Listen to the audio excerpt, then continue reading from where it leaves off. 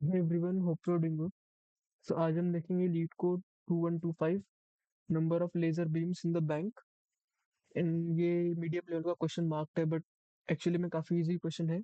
ये काफ़ी कुछ लिखा गया है यहाँ पे बट हम सीधा डायग्राम की वजह से समझते हैं कि एक्चुअली में क्वेश्चन क्या है।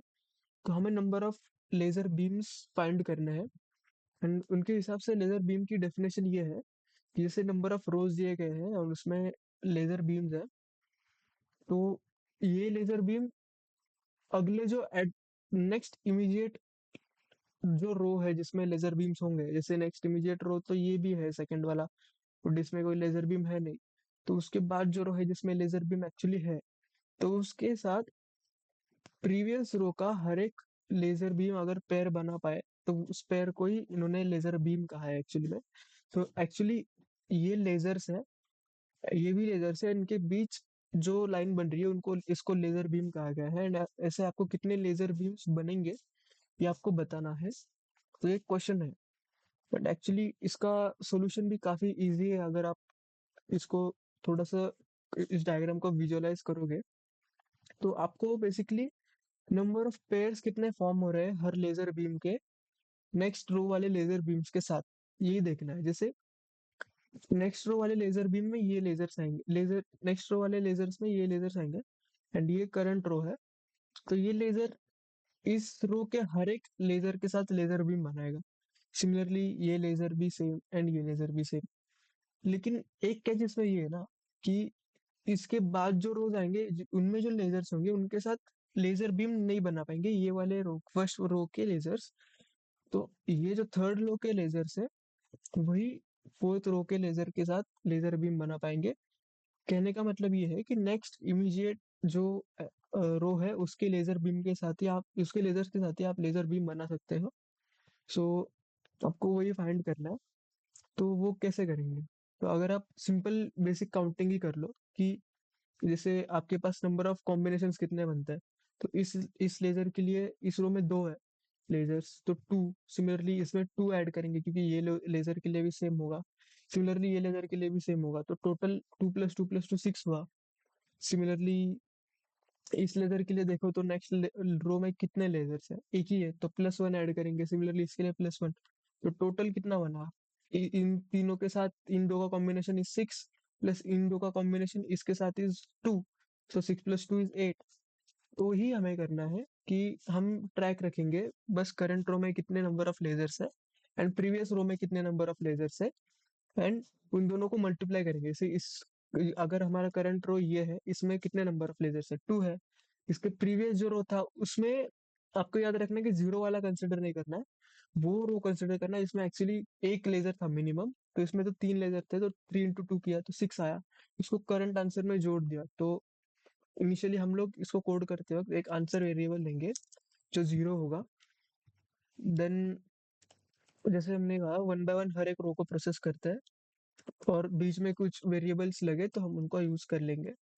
Length I plus plus and string current, ये करंट रो को भी प्रोसेस करना है। तो करंट रो क्या होगा, बैंक ऑफ आई होगा।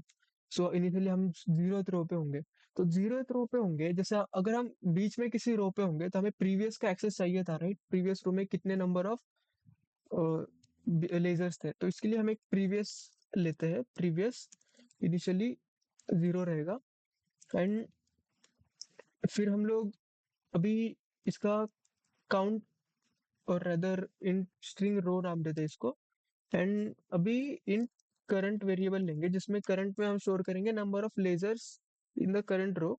सो वो कैसे आएगा, for int i equal to g, for int j equal to zero, j less than row dot length j plus plus if row dot char at j, अगर ये इक्वल टू वन रहा तो हम current में plus equal to one कर देंगे। तो current अभी करंट रो के नंबर ऑफ लेजर्स हमारे पास है, पर उसका हम क्या ही करेंगे, हमें चाहिए कि उसका और प्रीवियस का मल्टीप्लीकेशन हो, प्रीवियस रो में जितने लेजर बीम थे तो उनका और करंट का मल्टीप्लीकेशन वो हो जो हम आंसर में ऐड कर देंगे। So answer equal to answer plus current star previous. But इसमें एक कैच है, सिर्फ इतना ही नहीं है एक्चुअली। यहाँ पे हम लोग फिर जैसे जो ये रो है फर्स्ट वाला, उसके लिए प्रीवियस क्या होगा? प्रीवियस तो कुछ भी नहीं होगा, राइट? प्रीवियस तो जीरो होगा। तो उस केस में हम लोग जीरो कंसिडर नहीं करना है, जीरो कभी कंसिडर नहीं करना है, वरना हमारा आंसर जीरो आएगा। तो हम लोग क्या करेंगे, प्रीवियस की वैल्यू इनिशियली -1 रखते हैं। एंड अगर अगर तो प्रीवियस माइनस प्रीवियस कुछ हुआ, यानी प्रीवियस नॉट इक्वल टू -1 है, यानी आप बीच में किसी रो पे हो, तभी आपको ये ऑपरेशन करना है। और एल्स इनिशियली इस रो के लिए आप सिर्फ काउंटिंग करोगे, कुछ मल्टीप्लिकेशन नहीं करोगे। अब और आपको प्रीवियस इक्वल टू करंट भी सेट करना था। अब इसमें एक और चीज आती है, जैसे आपने इसको थोड़ा बहुत ड्राई रन करेंगे तो इसमें previous equal to current set कर दिया, तो प्रीवियस इक्वल टू 3 आ जाएगा। फिर आप इस रो पे आओगे, इस रो पे फिर ये नंबर ऑफ लेजर्स तो जीरो है। तो आप if previous not equal to -1, तो आंसर में करंट स्टार प्रीवियस ऐड कर दोगे। तो आंसर में करंट स्टार प्रीवियस में अपने आंसर में तो फिर करंट क्योंकि जीरो है तो आंसर में कुछ ऐड नहीं हुआ। बट आपने previous equal to current set कर दिया, जो कि गलत है। Previous equal to current set कर दिया तो अब प्रीवियस की वैल्यू जीरो हो जाएगी। और यहाँ पे आप जब प्रोसेस करोगे तो आपको प्रीवियस की वैल्यू जीरो थोड़ी है, प्रीवियस में तो 3 लेजर बीम्स थे, कि हमें नॉन जीरो वाला रो कंसिडर करना था। तो ये केस हैंडल करेंगे हम लोग जब हम if current not equal to zero है, तभी प्रीवियस इक्वल टू करंट होगा, वरना नहीं सेट करेंगे हम लोग, क्योंकि हमें लास्ट नॉन जीरो रो का या प्रीवियस नॉन जीरो रो चाहिए जिसपे number of lasers greater than zero हो। तो इसमें फिर एंड में हम लोग आंसर रिटर्न कर देंगे।